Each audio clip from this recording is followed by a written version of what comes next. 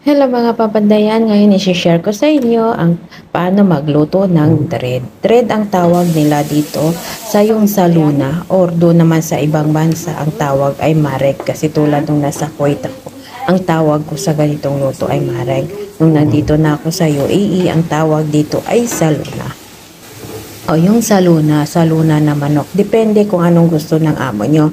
Pwedeng saluna na laham, or yung meat or saluna na manok. Kaso dito sa bahay, hindi sila mahilig kumain ng laham. Kaya more on talaga sa manok.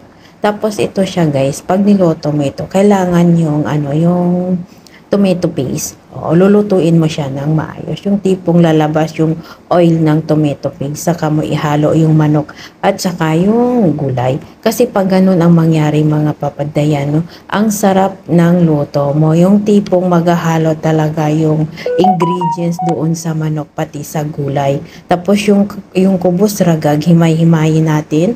Tapos saka natin lagyan ng sabaw ng saluna tapos ipatong natin yung manok. Kailangan yung tubig niya or sabaw tama-tama lang. Kaya ayan na.